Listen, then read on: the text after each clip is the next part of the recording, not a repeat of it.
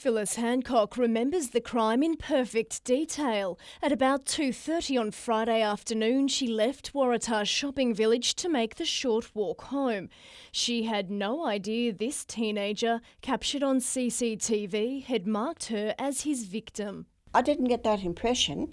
He seemed such a nice young man. The boy stalked her along Turton Road, where he attacked. He twisted my arm, getting the bag of. I gave it quite a tussle, but I had to let go because my arm wouldn't take anymore. Mrs. Hancock was terrified and all alone. No one heard me screaming and carrying on. There wasn't a soul inside. Eventually, the thief ran off. I was on my hands and my knees on the nature strip, and I thought to myself, it's gone, bag's gone, and I'm left here. While Mrs. Hancock says the crime has left her feeling jittery, she won't let fear ruin her life. I'll be all right. I'm not a person that gives in to things. Police believe the community can help them catch the culprit. It's a cowardly attack on an elderly lady, and certainly we're interested in anyone who may have seen anything or noticed this young fellow around the area at the time. Madeline Bond, NBN News.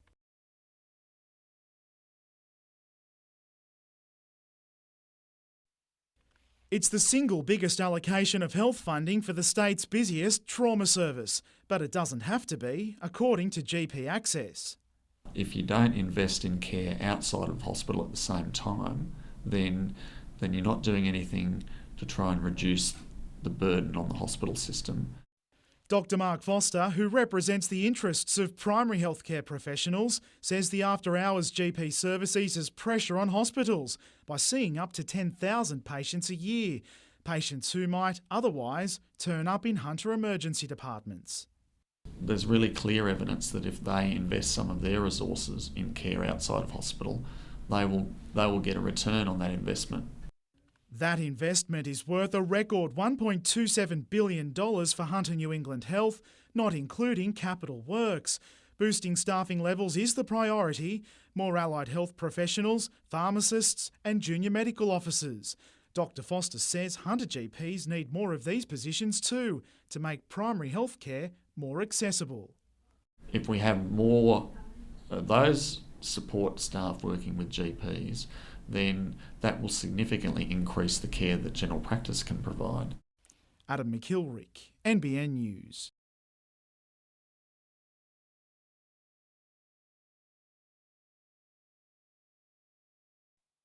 The Swansea Channel is so silted up that boats with deep keels are either trapped in the lake or forced to undertake the delicate and risky operation of keeling their craft over to get them through the shallows.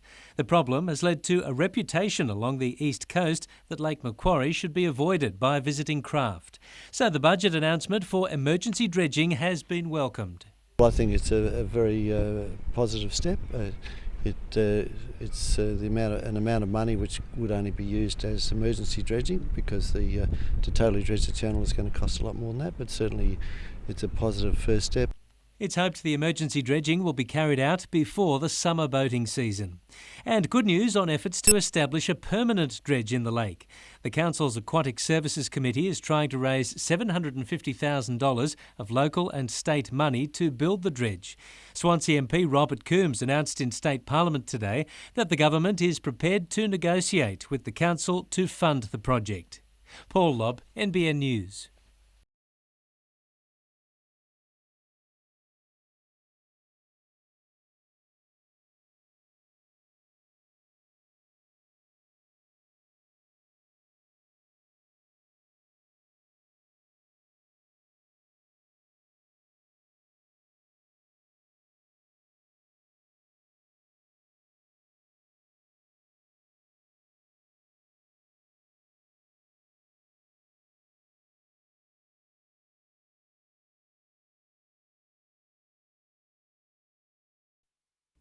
The Roundhouse is taking on a new shape inside under the biggest review of Newcastle Council services in 30 years. General Manager Lindy Hyam says it's a cultural change to make things simpler. What are we not doing that we need to do, and what are we doing that we perhaps don't need to do, or do it that way? This is what they've done so far. Last night, 3 of 4 new executive roles were filled, with that of Director of Liveable City yet to be appointed. It is about enhancing the quality of life within the city. Then there's the Director of City Assets. Taking a strategic look at how well we use our resources. Director of City Engagement Is about a customer-focused organisation, and customer service is what everybody wants to see. and Director of Future City. We'll be working on a 10-year community plan in conjunction with all of the other agencies and community sectors. With all 65 departments being scrutinised and 4 management roles already cut, Council expects to save $5 million over the next 3 years. Adam McKilrick, NBN News.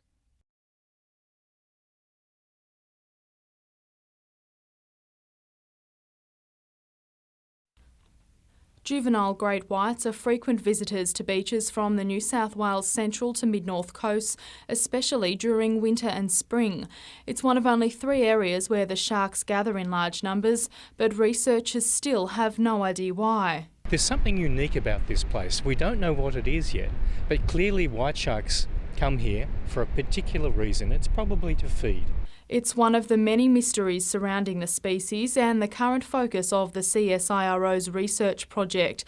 While it's not yet clear why great whites gather where they do, scientists now know just how far they travel to get there. Even 2-metre white sharks that are only 2 years old will cross the Tasman Sea and go to New Zealand, dive to depths of 1,000 metres and travel thousands of kilometres along our coastline. This is something that we had no knowledge of before. Barry Bruce will discuss the findings of his team's research at a number of community sessions, including one tomorrow night at Port Stephens. He says he's keen to bust some of the myths surrounding these creatures of the deep. There's lots of information, lots of interest about sharks, and a lot of the information that we see up on the internet isn't always true. So this is a wonderful opportunity for us as scientists to be able to share our knowledge. Lauren Bladwell, NBN News.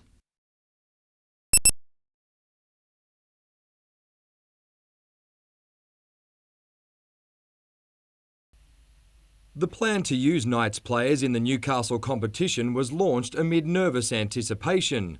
Halfway through the real NRL season, the verdict is in and the news is positive. Knights management says it's made the 2 organisations closer than ever. The level of cooperation between the 2 leagues has gone to a new level, and that's really positive for our game. For clubs such as Lakes, having players like Corey Patterson and Luke McDougall in its ranks has proved invaluable. Our club's only a young club. We're trying to rebuild our club, and from our point of view, their experience has been terrific for us. There's never a good time to miss out on an NRL first grade spot, but the local league is proving a popular alternative. Didn't know what to expect really. I knew it was going to be tough, hard footy, but I'm still a bit sore from Sunday. As you know, a few of the boys, their bigger boys, got me, and it was a good experience. For Patterson, it provided an ideal return after a tough few months on the sideline. It was good to have another game of footy. I haven't had one for a while, so to come back sort of low pressure playing the local league was good. The plan has even attracted attention outside the Hunter. Certainly had a couple of subtle inquiries from other NRL clubs about how we've done it, and even the possibility of, do you think we could jump in on it as well? Patterson believes the deal could even work in conjunction with a revived reserve grade. Personally, I just think they need to bring reserve grade back across the whole board. I just think that was a good comp, but in saying that, we haven't lost much with the local league, which is good. The arrangement will be reviewed in the off-season, but it's likely to be part of the rugby league landscape in the Hunter for some time. I think it was Mal Graham who said some weeks ago it was something that they probably should have done in 1988. Mitchell Hughes, NBN News.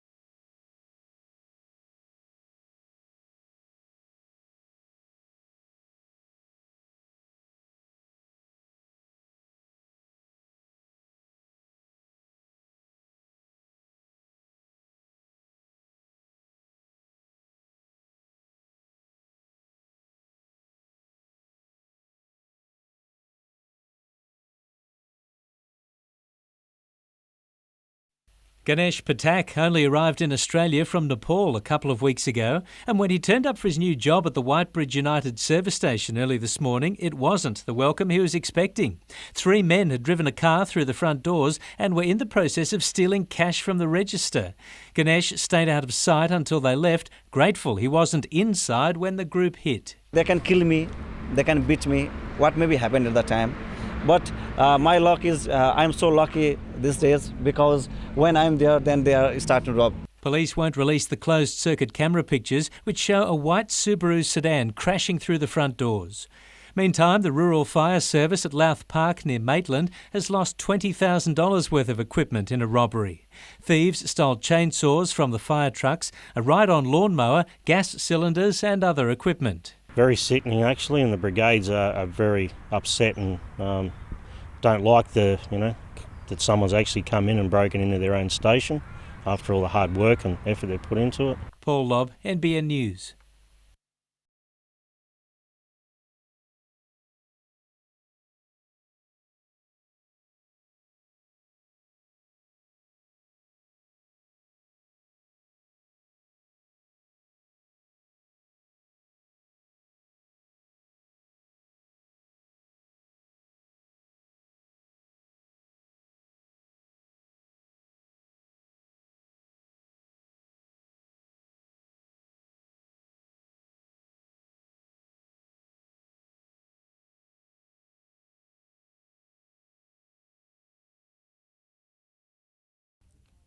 The report examined 191 alleged cases of child sex abuse reported between 1990 and 1998 across 17 Anglican dioceses. It was the first study of its kind in Australia and involved 4 years of research. The report really allows us to identify what are really important safe practices and procedures and processes that we need to have instituted in the church. And the good news is we have done that. The report found the majority of abuse victims are males aged between 10 and 15, and they wait an average of 23 years before reporting the crime. The report also found the abuse often continued for more than 3 years and false allegations are rare. The report's recommendations have already been implemented and include a pastoral support scheme along with screening procedures and child protection training for all clergy and church workers. Support group Adults Surviving Child Abuse has congratulated the Anglican Church on an open and accountable inquiry. The recognition that the church has a responsibility to adult survivors of clergy abuse to address some of the ongoing impacts of their experience of sexual abuse by a priest. So on the whole, we feel it's a very encouraging report. Lauren Bladwell, NBN News.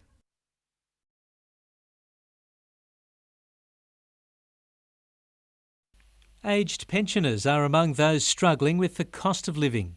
Especially in winter, heating costs can blow the household budget, which is already being strained by food and medical bills. That's what's happened to Peter, a former professional who has now sought help from the welfare group The Samaritans. That time I was telling him how difficult it was, and he immediately saw to it that helped me out with the electricity and gas bills. A downturn in the jobs market means many younger families are struggling to eat. We have seen in the last week 350 people, families and individuals, who can't afford to buy food for the week. That's a huge number in this region. Busy opportunity shops are another sign of what many believe is a largely unseen recession. Most people in the Hunter don't even realise we're in recession. They've got a steady job, interest rates are low, they've had a bonus of $900 from the federal government, even though some of the households didn't really need it. But they need to know that, in fact, some people are struggling really hard this time. And having been on the giving end, to be on the receiving end is not easy. The Samaritans is urging people to contact them for help. They'd also like to hear from those willing to donate. Paul Lobb, NBN News.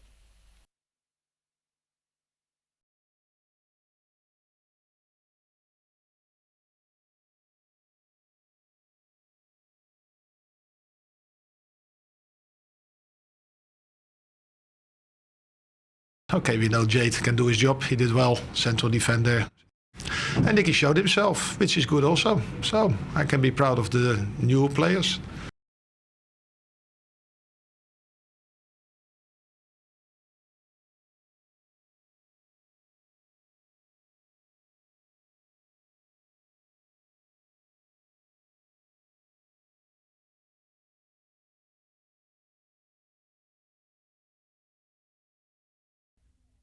They're the best of enemies in the A-League, but when it comes to Asia, the Jets and the Mariners have put on a united front. The teams have played friendlies between ACL fixtures, and now Gary Van Egmond and Laurie McKenna are putting their heads together to devise a plan to beat Pohang. He's been helping out not only with the fact of what Pohang do, but helping us with the travel arrangements and where they stayed and what to expect. The Central Coast never beat the Steelers during its ACL campaign. Van Egmond believes the Jets can learn from the Mariners' mistakes. They've won 1 game, drawn 7, and lost 2. So they don't concede a lot, but at the same token, they don't score a great deal either. On the injury front, Korean import Song and Dutch striker Donny de Groot are both making strong recoveries. But with Lubo Milicevic and Nikolai Topor-Stanley already ruled out, Angelo Costanzo will shoulder the load in defence, alongside Ben Kantarovski or Jobe Wheelhouse. They're young in age, but they're quality players and they've been around for a couple of years, and they can do the job as well.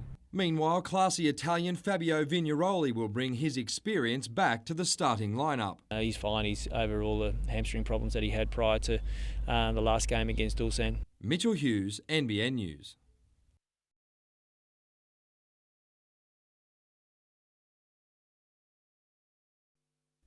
"22-year-old Luke Belcher lives and breathes 2 very different worlds.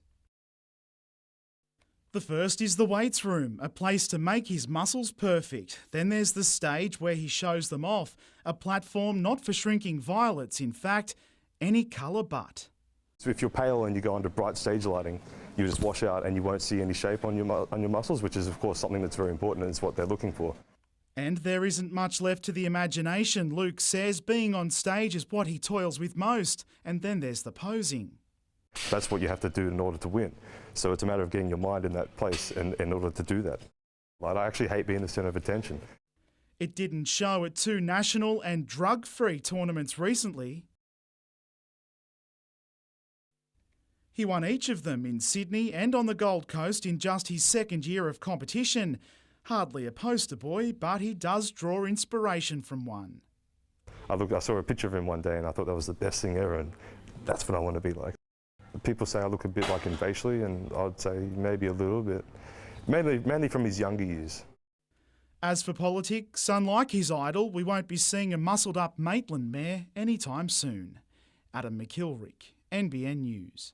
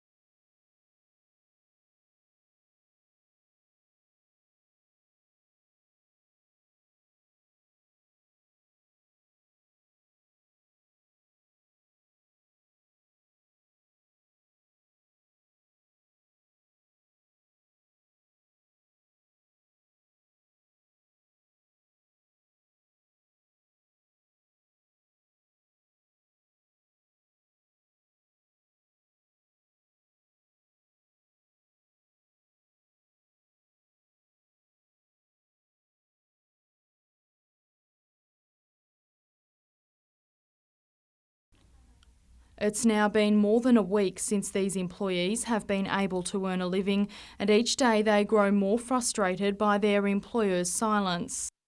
It's been left in limbo, yeah, waiting for a phone call every afternoon to see whether we are coming back to work tomorrow, or do we get back on the net and look for something else? All we want to do is go back to work. We're all working class people from a working class community. they won't give us a go. This afternoon they met with their union representative who delivered both good and bad news. While there's still no assurance of a job, the Federal Magistrates Court has ruled the group is entitled to full pay while the matter is sorted out. Well, yesterday in court, the employer never turned up again, never notified court, never sent a representative. So we have real concerns about the employer's intent towards these employees. For many of the employees, their job at the factory is more than just a pay packet. Sisters Odette and Kim have been working here for more than 30 years.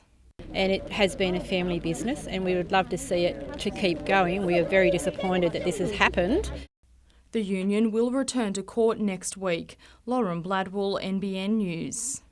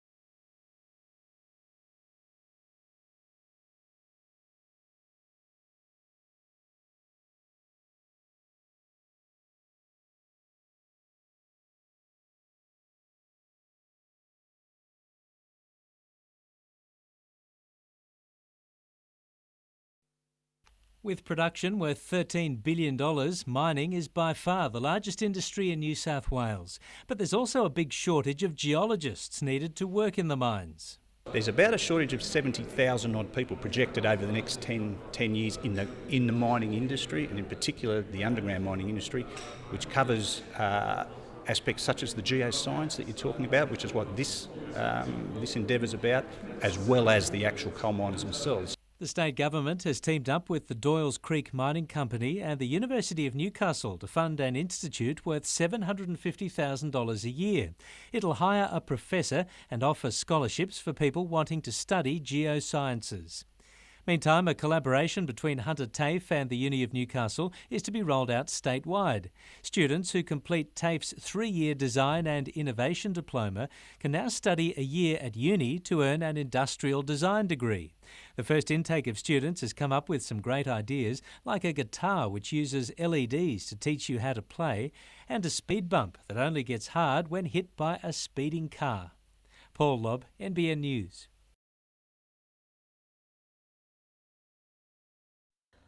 One in 5 Australians is affected by a mental illness every 12 months, with many choosing to suffer in silence. It can be really difficult for people to seek help if they're in that period where they're thinking that maybe something's not quite right. A Rotary-hosted community forum being held in Newcastle on Monday night aims to change that, with 3 mental health experts on hand. Professor Trevor Waring, the clinician, Craig Hamilton, a consumer of mental health services, and Joanne Sinclair. She's head of a RAFME in Newcastle and she's a carer. So they're going to speak from those perspectives. The night will provide a non-threatening environment for people to learn about the issue and discover if they suffer from an illness. Just being there and hearing these stories that other people have to tell will resonate with you and say, yes, I can relate to that. This is something I do need to follow up. And now I know where I can go. This could be an opportunity for people to get information for themselves. It could be an opportunity for them to get information about how to support a family member or a colleague. The forum, to be held at City Hall, will also provide information on how to access the region's mental health services. Madeline Bond, NBN News.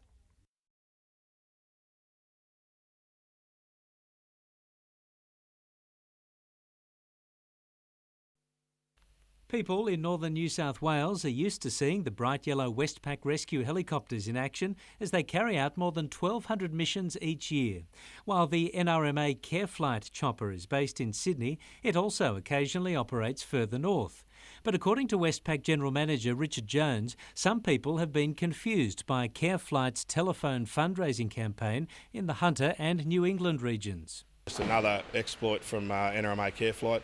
They continue to telemarket in the area. I must stress that if people know who they're contributing to, I'm comfortable with that. But their opening salvo is always, would you like to support the local helicopter service? And that's of course us. Care Flight denies it's making misleading calls. They're very clear that it's not for a local rescue helicopter service because that's not what we provide. Care Flight provides doctors to a contract with the New South Wales Ambulance Service to provide critical care to those people who are moving around the state from hospital to hospital. That's the work that Care Flight doctors do, and that's what we're asking people to support. The Westpac boss wants the public to make sure they know which service they're donating to. Paul Lobb, NBN News.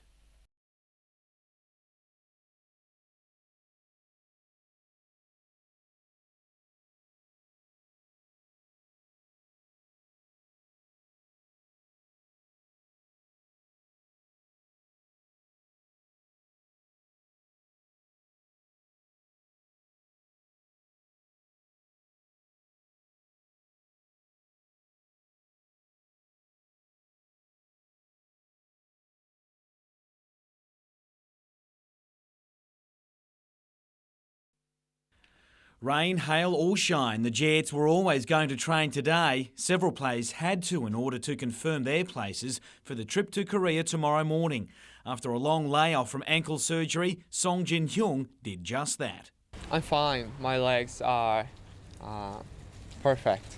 Just what Gary Van Egmond wanted to hear, with the coach set to start him against Pohang next week, despite having not played since January.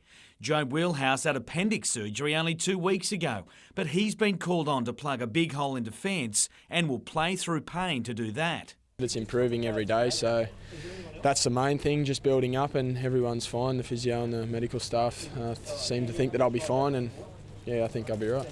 So too Donny de Groot, who's been battling a serious hamstring problem, but he'll start from the bench. I haven't had my field work for many hours, so I've been on the bicycle a lot and in the gym from running. As for the game, a win against Pohang would see them advance to the top 8 teams in Asia, a feat only one other Australian club has managed. You don't get many opportunities in this competition, and you've got to take those chances when they come around, because a lot of these players may never get this experience of being in the Champions League again.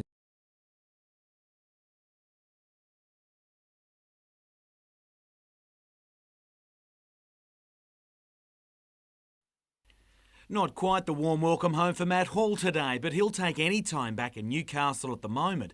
After a whirlwind start to his Red Bull World Air Race career, he scored some strong results to earn 4th place overall and respect amongst the best, neither of which come easy. And there was even a comment at the start of the year about the rookies, and it was said by one of the previous world champions, we haven't got to worry about the rookies for a couple of years yet. So it's been pretty good to come in and slap a few people around. Racing can knock you around too.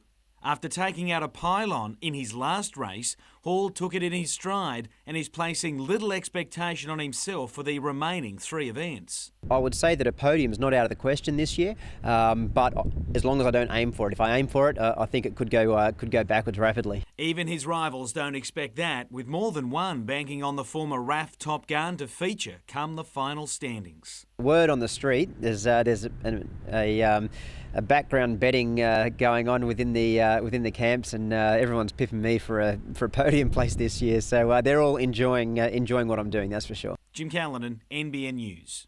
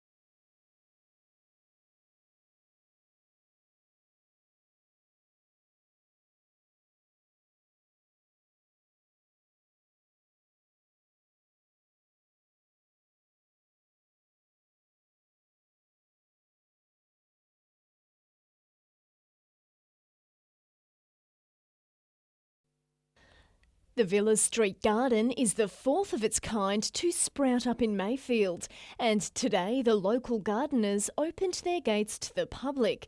It's quickly become a place where fruit, flowers and veggies aren't the only things being nourished.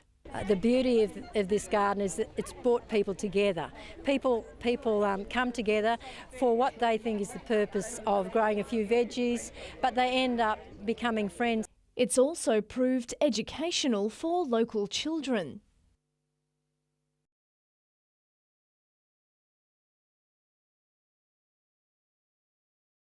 The garden has bloomed at the same time Newcastle City Council's greening centre at Katara is coming under threat due to budget cuts. And at just 8 months old, it's become so popular it's almost outgrown its plot. It is full, we've got a waiting list actually. The land was donated to the community last November by the Department of Housing. Michael Moore is one of the project's original green thumbs and says it's united his street. There's interaction between everyone here, and I've met a lot of people in this street that I never knew before, and I've lived here for 9 years. Madeline Bond, NBN News.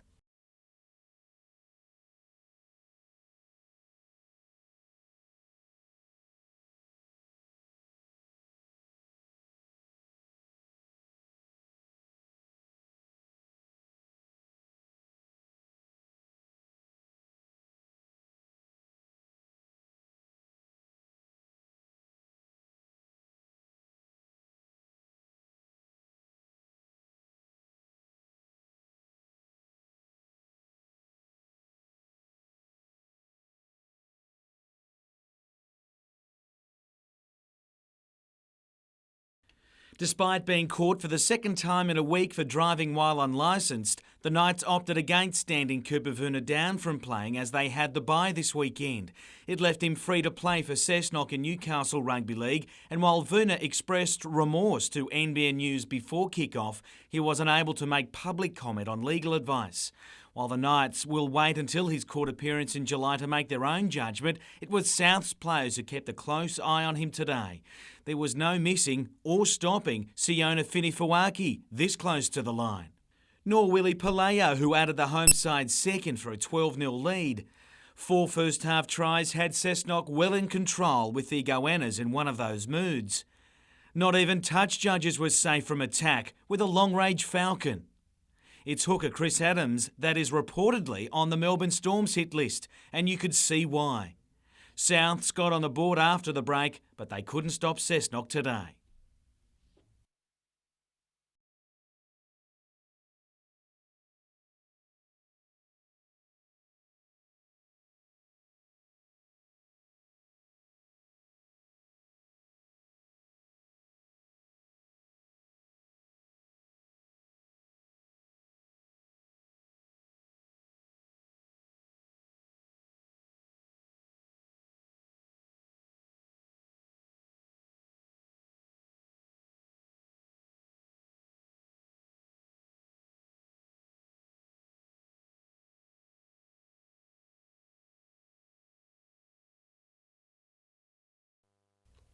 Given everything Mother Nature has thrown at them this week, it was no surprise each surfer was on even ground going into the final. It might be a bit of a lottery as to who gets the good waves. You've got to be in the right spot at the right time, I think.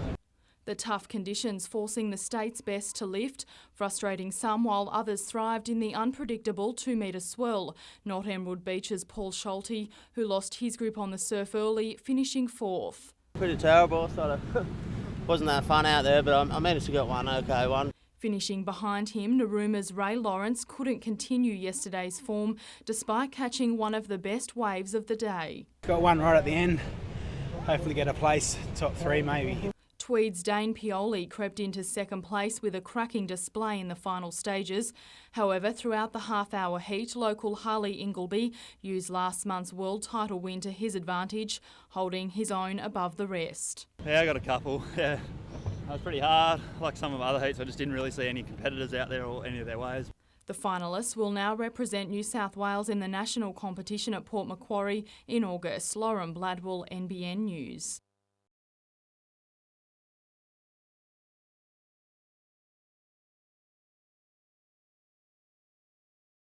The barriers being investigated by the Wallsend Town Committee would have been ineffective during the devastation of the June 2007 storms, but the committee's Vice President and business owner Max McCorkle hopes it will provide protection during smaller, more frequent floods which often occur in Wallsend.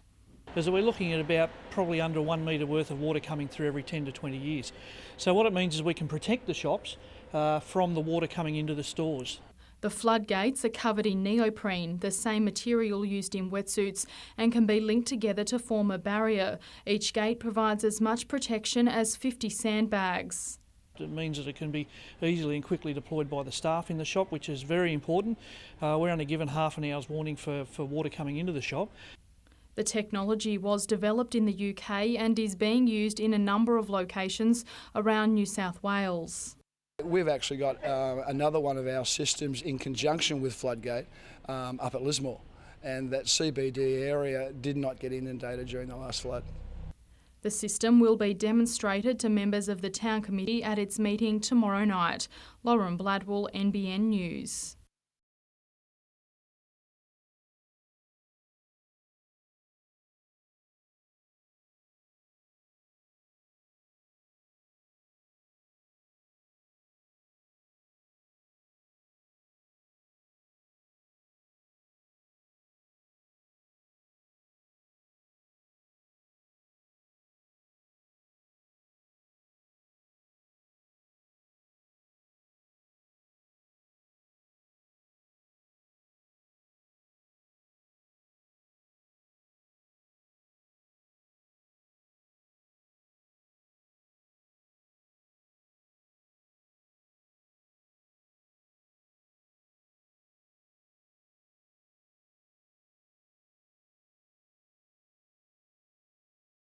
A lot of trims and people being really, really creative, so yeah, it's kind of exciting and fresh.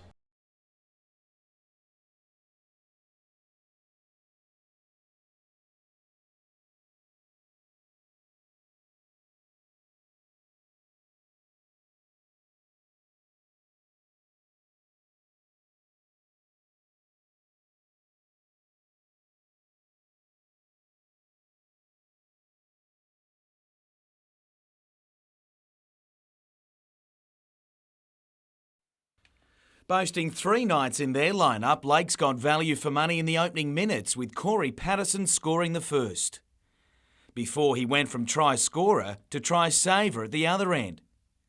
Lakes were hardly playing like a team anchored at the bottom of the table, racing to a 14-0 lead. With his cousin Billy preparing for Origin 2 with Queensland, James Slater bobbed up at the right time for the Bay to hit back. As Big Brother watched on, no one missed Luke McDougall's tackle, nor that of fellow knight Tim Natush, while Patterson's effort rattled everyone. It was after the break he got the scare. A shoulder injury forcing him from the field, and with hopes of an NRL recall this week, he's not the only one hoping it's not serious. Nilsson Bay's only concern was about bridging the gap. McDougall got across the stripe too, but the Bay stormed home and took the lead with only minutes remaining. Lakes, though, had come too far to let this one slip, and when Matthew Pittman finished off, the Seagulls got to sing their victory song for just the second time this season.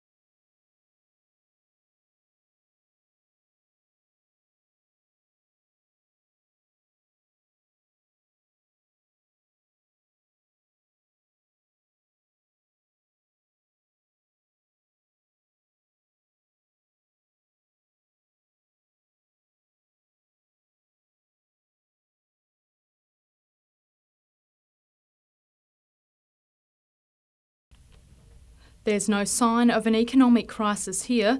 The Homemaker Centre is still 3 months from opening, but management has already locked tenants in for 12 of the 13 premises. Well, we're not surprised because the centre's in such a great location. The main trade area of Warners Bay has over 100,000 people, and there hasn't been a dedicated centre in the area before. The Warners Bay Chamber of Commerce says it's a sign the region is weathering the financial storm. That's really positive because we don't like vacant stores, and there are a few of them around the city, and it's great to see that a new shopping centre has got, ready to rock and roll with new businesses and providing, as I say, a lot of opportunities for people in the area. The centre will provide an additional 250 jobs once the doors open, and 200 people have been on the books during the 18-month construction period. As part of the development, $2 million has also been invested on upgrading Hillsborough Road. And that's going to entail doubling the width of the road in our immediate vicinity, as well as a set of traffic lights there, which will fix up the problem which historically has been of cars turning right onto Hillsborough Road. Lauren Bladwell, NBN News.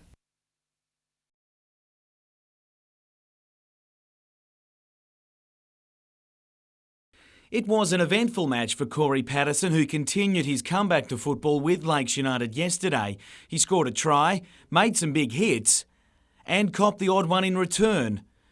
It was a knock to his shoulder, though, that has comeback plans up in the air tonight. Coach Brian Smith has said Patterson is being considered for the match against the Rabbitohs this weekend, but it all now hinges on medical advice. Adam McDougall is looking far better on that front. He's already been back in training after a minor knee operation 3 weeks ago and is expected to be named in the Knights team to play his former club next Monday night.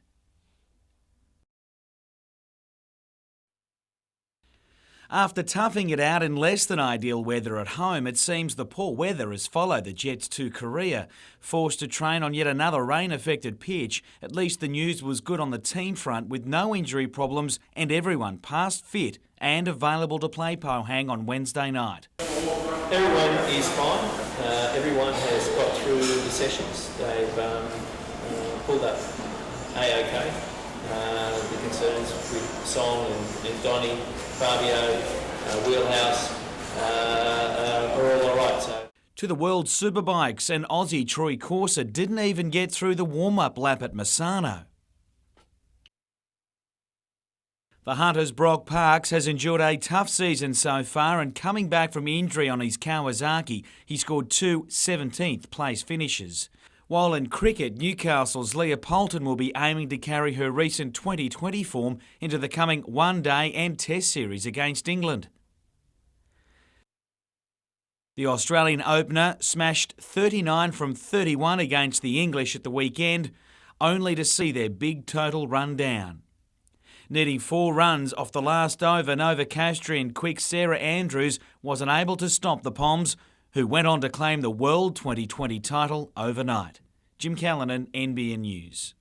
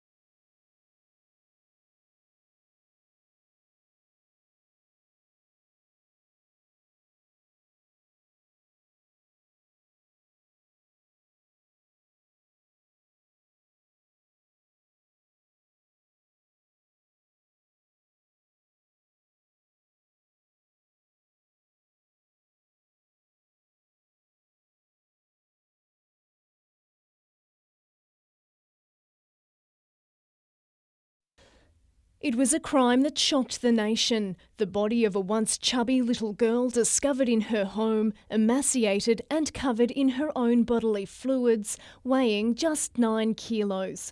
The girl's parents, who can't be named, both pleaded not guilty to her murder.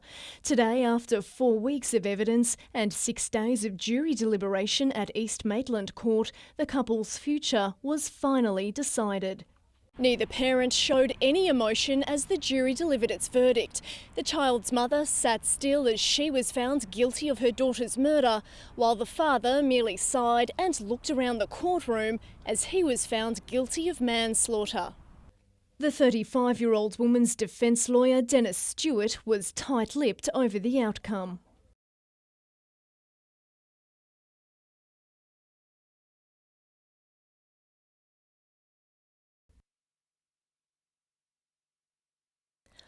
While the 48-year-old man's barrister Mark Austin made a hasty exit from the court, and Crown prosecutor Peter Barnett wouldn't be drawn on the 2 guilty verdicts.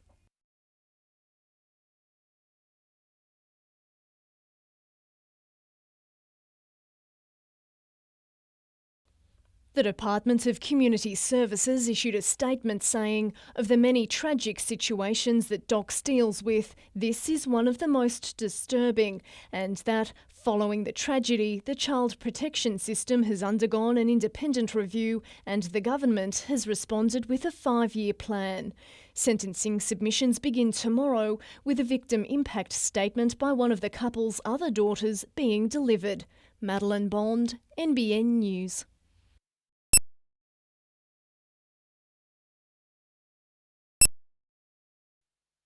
Flames lit up the night sky at Soldiers Point in Port Stephens as 2 boats burnt to the waterline. Police say this 11-metre-long Mariner sports cruiser was the first to catch alight. It's believed a person was working on the boat at around 9:30 at the nearby marina when there was an explosion, throwing a man overboard. He called for help. He was actually in the water when we turned up, and 2 of my crew actually pulled him out of the water. While he was treated for superficial burns, the flames jumped to a 14-metre-long houseboat which was moored next to the cruiser. Realising they couldn't stop the flames, firefighters untied the mooring lines. Couldn't get them out, so we let the boats go and got them towed over here to the bay where we could get better access to it, and also to stop the other boats on the marina catching fire. With the burning craft safely clear of the marina, a police boat was used to help fight the fire and place booms around the burning hulls as spilt fuel burnt across the water. Firefighters finally won their battle in the early hours of the morning. Today, within sight of the burnt-out shells of the 2 dream boats, other boat owners back at the marina realised how close their craft came to being engulfed. This yacht had its bowsprit scorched by the burning houseboat. The damage bill is around $1 million, but could have been much worse if not for some quick thinking by those at the scene. Paul Lobb, NBN News.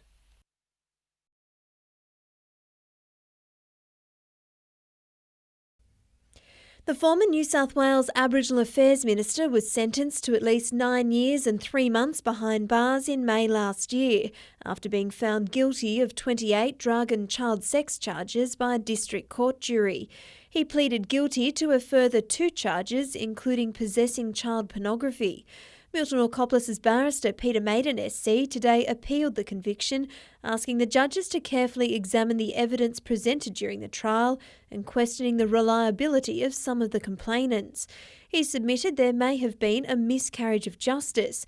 He also challenged the length of the sentence, saying the age of male consent had been lowered since the time of the offences.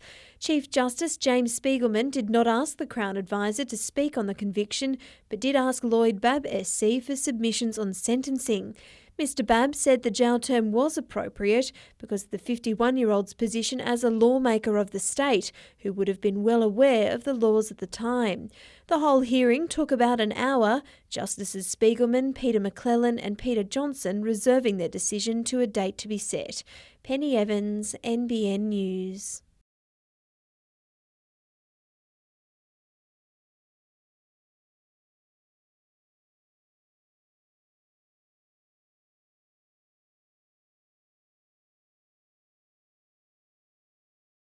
Police have exhausted all avenues of inquiry. It's been a fairly extensive and a long investigation into Mr Newberry's death.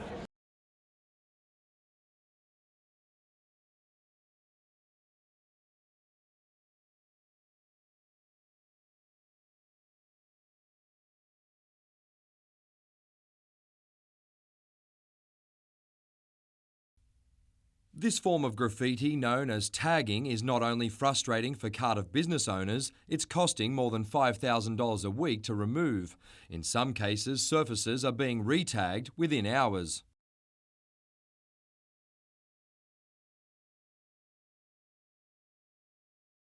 The North Lakes Chamber says 108 tags have been discovered in Cardiff in the past 48 hours. Even with extra police patrols, we copped 60 tags overnight, Saturday night to Sunday morning. Making matters worse, another form of vandalism known as etching is also on the rise. It's estimated more than $140,000 worth of glass is in need of replacing in Cardiff alone. So extreme times are calling for an extreme measure.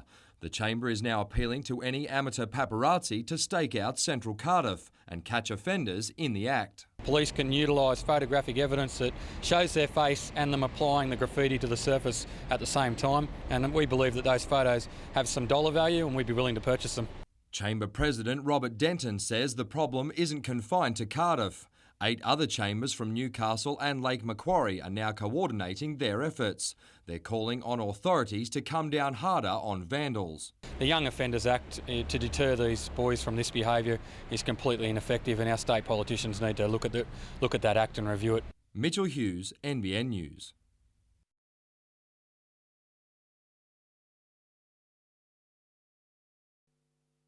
As the birthplace of dolphin watching in Australia, Port Stephens has built a $20 million business around showing people the delights of the playful creatures. But recent state laws mean that a commercial boat can't go closer than 100 metres to a dolphin and 150 metres from a dolphin with a calf. That's the distance of 1.5 football fields. New South Wales is the only state to introduce the measures, prompting local operators to call for them to be eased. And with 150 metre approach distances to dolphins in New South Wales, where other states you've got unlimited approach distances, it looks like we're copying it. Frank Future says other states are using the New South Wales restrictions as a marketing tool. Meantime, he says commercial operators have been restricted to a top speed of 25 knots in Port Stephens in a bid to protect dolphins and turtles, but private craft can go as fast as they like. He believes the speed limit should apply to all boats on the bay. 25 knots is quite fast. You can water ski at 25 knots, but once you get up to speeds of 40 knots plus, you won't see anything in the water to avoid it. So things like dolphins, especially young dolphins, are particularly vulnerable. Paul Lobb, NBN News.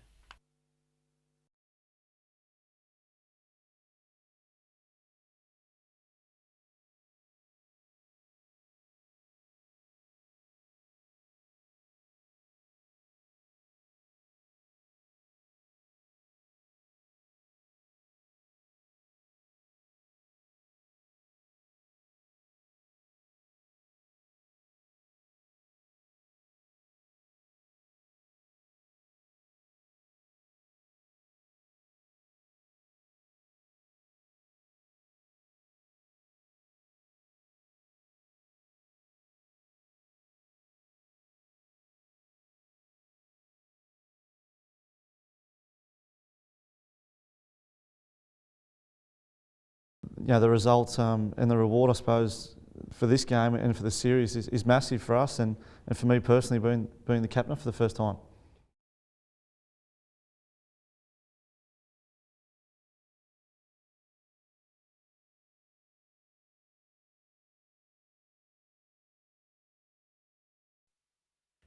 Around half the main night squad returned for work today, but that doesn't mean there isn't plenty to be done before Monday's game, which will be the team's first in 17 days.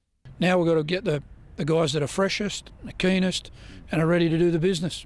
After missing 5 games to injury, Adam McDougall reckons he fills that category, named today to make his return in the centres. The thing I'm hoping to bring this week's enthusiasm, and I'm really excited, and I'm hoping that some of that will rub off onto the young guys. It'll need to, according to the coach, who named a team today while admitting the final makeup will be decided later in the week. Under most scrutiny are the outside backs, as the club looks to reverse recent form. Winger Cooper Vuna would have pushed for a spot there today had it not been for a major backflip by the club overnight, after repeatedly stating they would wait until his court appearance on July 7 for alleged driving offences before taking any disciplinary action of their own. he now won't be considered for the next 2 NRL games. In contrast, the news is much better for Richard Fayoso. The Boom forward's form this season rewarded today with a new 3-year contract to stay at the club. Meanwhile, Corey Patterson's return to Top Flight League will continue via the local competition when his shoulder injury recovers. I think Corey's in a good position now as far as his health is concerned. He just needs fitness.